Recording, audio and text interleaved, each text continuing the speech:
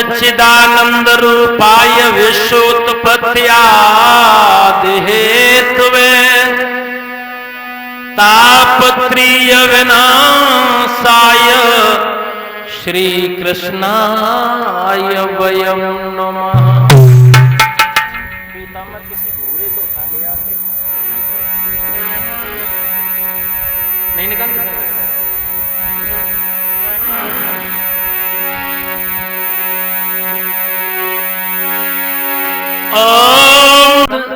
हमारे तुम्हारे समाज से थोड़े अलग होते हैं, तो इनकी आज नहीं तो कल व्यवस्था की जाए, ठीक है? हाँ,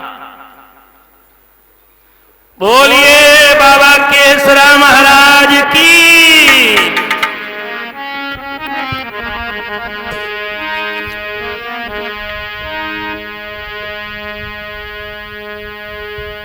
घन गर्जन में सुख क्या है, ये बात मयूरों से पूछो।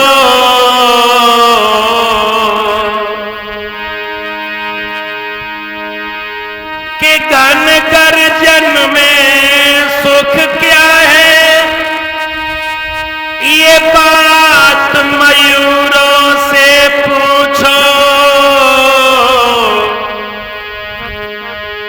जल बिना मीन मर जाती है, ये प्रश्न मछलियों से पूछो।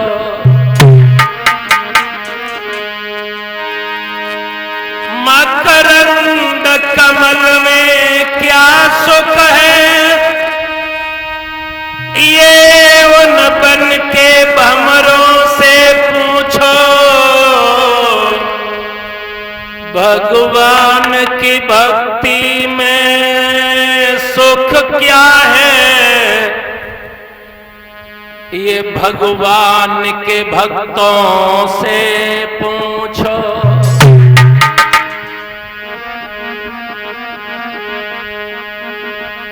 कि कटे भव जाल से बेड़ी प्रभु से दिल लगाने में।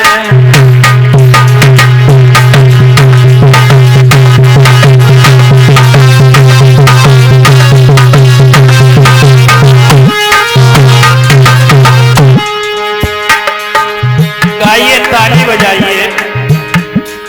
चाहे संसार में कितना बड़ा कष्ट क्यों ना हो, लेकिन प्रभु का नाम स्मरण करते रहिए। एक न एक दिन वो उस कष्ट का निवारण हो जाएगा, समाधान हो जाएगा।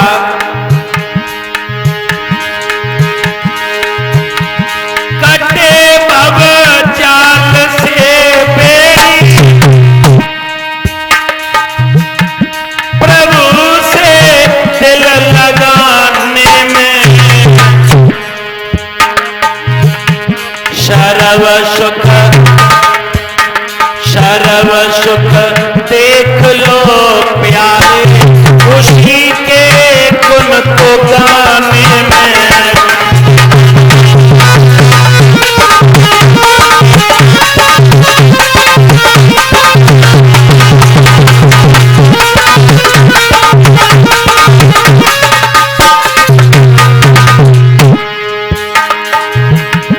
हरिचंद्र मोर ध्वज राजा, बड़े बड़े भूप प्रतापी। सोनायक शेठ नरसिंह ने, सोनायक शेठ नरसिंह ने रिझाए आप गाने में।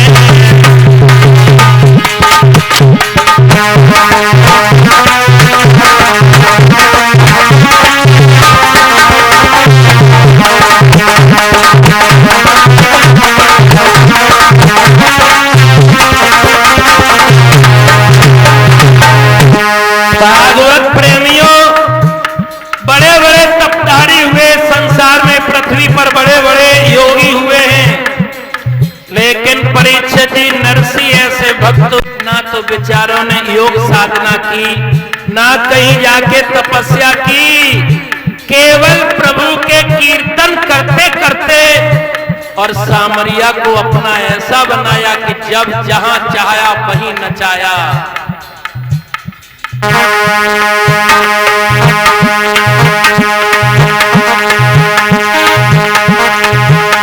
तार गई द्रौपदी नारी,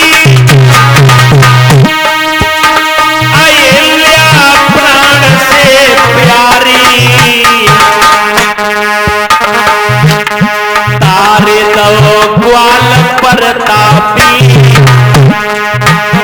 तारे दयो ग्वाल प्रतापी, मोह से जल चढ़ाने में।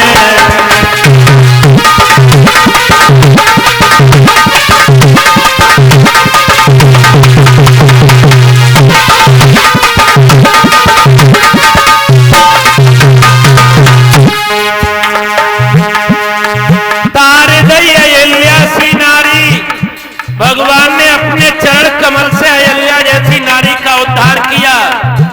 परीक्षित जी, एक दिन की हम तुम्हें बात बताएं। एक ग्वाला अनपढ़ और गाय चराने के लिए वन प्रांत में जाता है। वह भगवान भोलेनाथ का मंदिर था।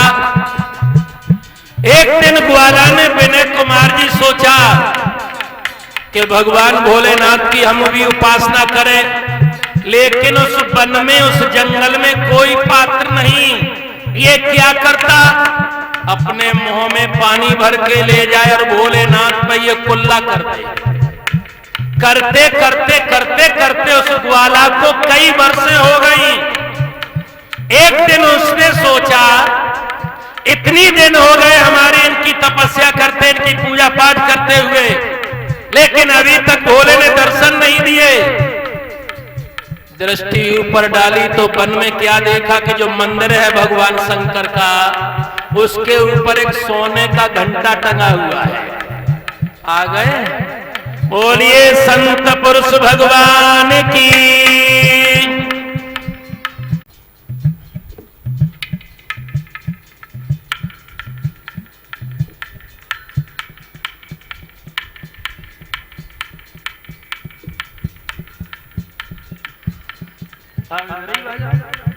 आ जाइए इधर। और यज्ञपति के पद जो तुम्हें मिला है, उसके अनुसार तो हमारे परीक्षित जी के पास बैठिएगा। और बनाए भी जोड़े से जाते हैं, लेकिन आप शायद, हाँ, तो जहां स्थान मिल जाए वहीं बैठ जाइएगा। ध्यान उसी जगह केंद्रित कीजिए कि सोने का घंटा जब देखा है उस ग्वाला ने, सोचने लगा ये घंटा ही हम ले लें। अब घंटा ऊपर है, कैसे घंटे को प्राप्त करें? तो इसने सोचा कि भगवान भोलेनाथ की मूर्ति पर ही न चढ़ जाएं और चढ़कर के घंटे को प्राप्त कर लिया जाए। और ये भागवत प्रेमियों, भगवान भोलेनाथ की मूर्ति पर परीक्षित जी चढ़ गया। भगवान बड़े प्रसन्न हुए कि दुनिया के लोग तो फूल पाती बेल दूध चढ़ाते हैं, अरे भक्त तूने तो पूरा शरीर हम पर अर्पित कर दिया है, जा मांग ले, क्या मांगना चाहता है। भगवान शंकर के उसी मठ में से आवाज आई। ग्वाला डर गया, कहने लगा भगवान कुछ नहीं, मुझे ये सोने का घंटा चाहिए। भगवान ने कहा ऐब मस्तुजा, ऐसा ही होगा।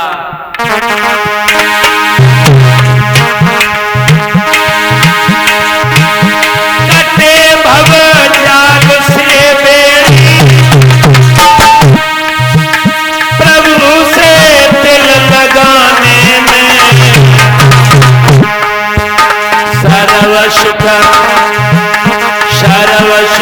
देख लो प्राणी, उसी के गुण को गाने में।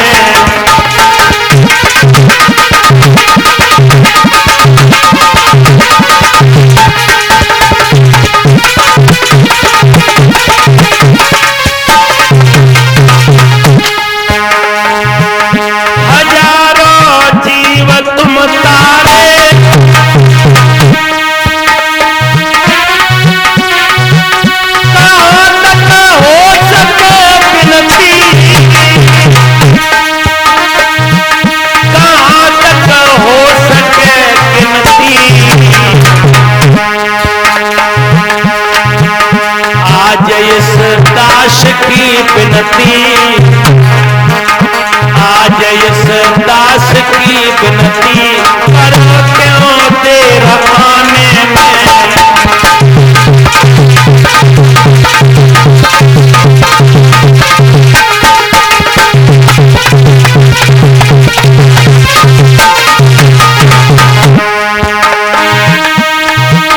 कटे भव जाल से बेड़ी,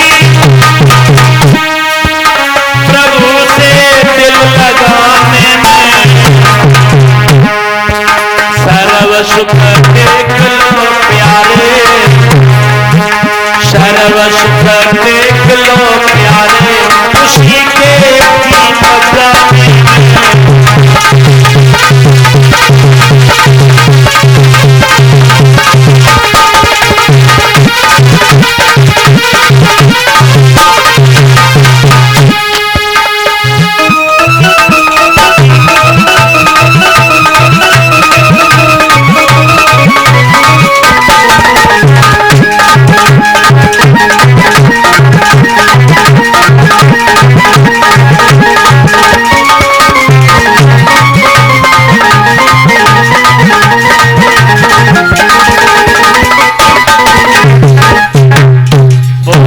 आनंद कंद भगवान की, संत समाज की।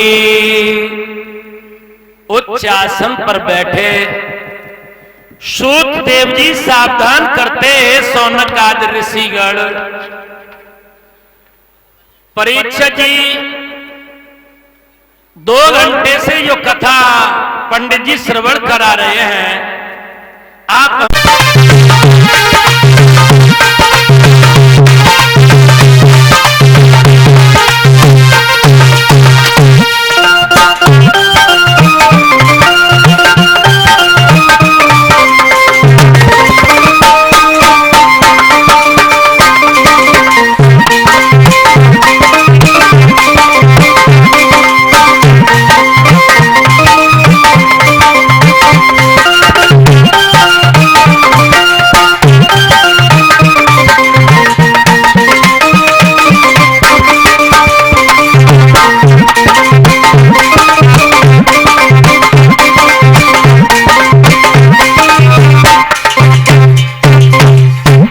हरि अनंत हरि कथा अनंता, कहीं सुने बहुविध शव संता।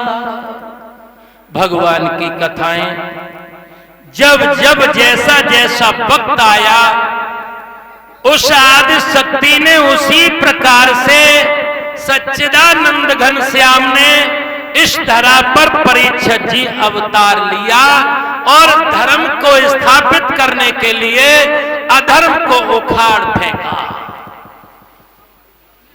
अभी आप कथा सुन रहे थे गौकर्ण, धुंधली, धुंधकारी, आत्मदेव ब्राह्मण की। आत्मदेव ब्राह्मण भक्तों तुंगभद्रा नाम की नदी के किनारे रह रहे हैं। तुंग मीन्स अधिक और भद्रा मीन्स कल्याणकारी। इस 84 लाख योनियों में अगर कोई तुंगभद्रा नाम की नदी है तो और कुछ नहीं, परीक्षित जी हमारा शरीर है, हमारा शरीर मानव चोला। इस मानव शरीर को पाकर के हम अपना प्रयत्न करके मोक्ष को प्राप्त कर सकते हैं, अपने पूर्वजों का कल्याण करा सकते हैं, दीन दुखियों की सहायता कर सकते हैं, धर्म का कार्य कर सकते हैं। केवल अगर ये चोला मिलेगा मनुष्य का तो, और अगर मनुष्य का चोला नहीं है तो हम केवल भोग योनि के ही पात्र बनेंगे। मानव का चोला, इसमें कर्म योगी योनि और भोग योनि दोनों ही इसको प्राप्त होती है। हम प्रारब्ध के भोग भोगते हैं, लेकिन हम वर्तमान के कर्म करके और अपना भविष्य उज्जवल बना लेते हैं। तभी तो गोस्वामी तुलसीदास रामचरितमानस में कहते हैं, अरे बड़े भाग्य मानुष तन पावा,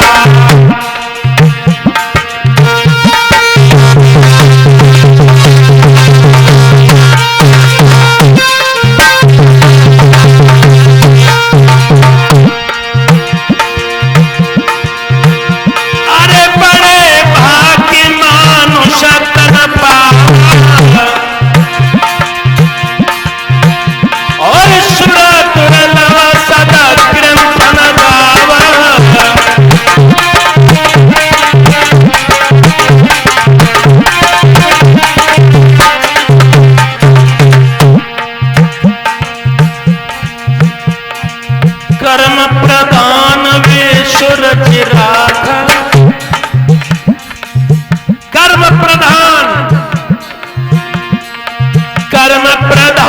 वेशुर चिराखा, जो यश करे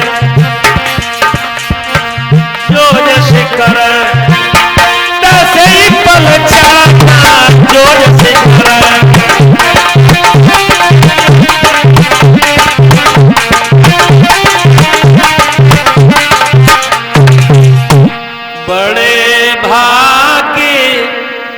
मानुष तन पावा, असुर दुर्लभ सद ग्रंथन गावा। इधर आओ महाराज, यहाँ आ जाओ, यहाँ आइए, इधर आओ, हमारे पास आइएगा।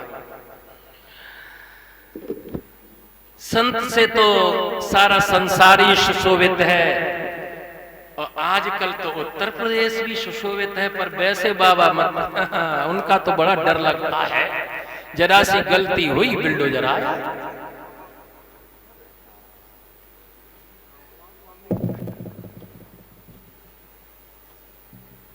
महाराज जी का भी ले लिया करना है ना, बाबा जी के साथ रिश्तेदार और श्रोताओं,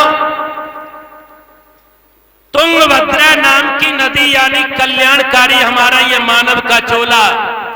अब आत्मदेव ब्राह्मण कौन है? जिस व्यक्ति ने अपनी आत्मा के बारे में जान लिया, ये जान लिया कि ये स्थूल शरीर अलग है, इसमें निवास करने वाली आत्मा अलग है, और आत्मा अजर अमर अविनाशी है। शरीर पल पल नष्ट होगा, क्षण क्षण नष्ट होगा, लेकिन आत्मा अजन्मा है। आत्मा स्त्री पुरुष इससे भी अलग है। क्यों महाराज डर लग रहा है? 5 वैश्याएं हैं क्या श्रोताओं? शब्द, स्पर्श, रूप, रस, गंध, ये 5 विषय, 5 वैश्याएं हैं, और इनके एक एक विषय पर एक एक जीव की मृत्यु होती है। जैसे सबसे पहले शब्द की इंद्रिय है हमारा ये कान, और शब्द पे भक्तों कौन मरता है? हिरण। कैसे? बहेलिया हिरण को पकड़ने के लिए जब वन में जाता है तो बीड़ा को बजाता है, और बीड़ा की धुन सुनकर के जब वो बहेलिया की धुन सुनी बीड़ा की, हिरण नाचता हुआ आता है। अब इतना मग्न है उस शब्द में, धुन में, उसे यही होश नहीं है, और बहेलिया के समीप आ गया। अब उस शिकारी की इच्छा है उसे जाल में फांस ले या तीर मार करके उसे मार दे। हम और आप भी मरते हैं, रोजाना मरते हैं। किसी ने अगर मीठा शब्द कह दिया तुम्हारे हित का परिचय जी, तो वो व्यक्ति तुम्हारा मित्र बन जाता है, और किसी ने कोई लगी बात, कड़वी बात कह दी, गाली दे दी, तो वो व्यक्ति तुम्हारा दुश्मन बन जाता है। किस पे मरते हैं? शब्द पे। उसके बाद आता है हमारे ये स्पर्श। स्पर्श की इंद्रिय ये त्वचा। इस पर कौन मरता है? हाथी। कैसे?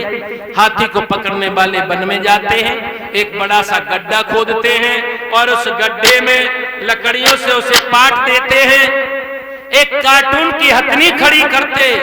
जंगल का हाथी उससे मिलने के लिए आता, जैसे ही मिलना चाहता हथनी वो कार्टून की फूट जाती, पैर जैसे ही पोला लकड़ियों पे आते, लकड़ी टूट जाती है और वो गंधक में उसमें गड्ढे में फंस जाता, और अंकुश आकर के मारता है होते हैं। दूसरा, तीसरी विषय आता है ये गंध। गंध पे मरता है भमरा, और भमरा इसकी इंद्रिय हमारी नाक। भमरा वैसे बड़ी बड़ी मोटी मोटी लकड़ियों को इधर से उधर सूरा कर देता है, लेकिन गंध के वशीभूत होकर के जब कमल की पंखुड़ियां शाम को बंद हो जाती हैं, भमरा और कमल की नाजुक पंखुड़ियों को नहीं चीरता। क्या सोचता है उसमें पड़ा पड़ा? रात बीत जाएगी, भास्कर देव आंखें खोलेंगे, सवेरा होगा, ये कमल की पंखुड़ियां खिलेंगी, मैं उड़ उड़ करके पराग इस पर फिर लूंगा, गंध लूंगा। और जाई चक्कर में जंगल का हाथी रात में पानी की खोज में आता और प्यास बुझाने के लिए उसका पैर कमल पर पड़ जाता, वो कीचड़ में नष्ट भमरा मर जाता। लेकिन परीक्षित जी उसे सवेरा नहीं मिला। ऐसे ही हमारी तुम्हारी गति है। बचपन में क्या सोचते हैं, क्या सोचते हैं हमारा, अभी तो बचपना है, भजन कर लेंगे। जवानी आ गई, अब शादी विवाह तमाम चीजें। विनय जी, जवानी निकल गई, अब बुढ़ापा आ गया और बुढ़ापा में फिर हम सोचते हैं कि नाती को पालने के ये लड़का ऐसा है, इसके परिवार को पालने के ये कर लें कि वो कर लें, और पूरा जीवन निकल जाता, मैया भजन नहीं कर पाते।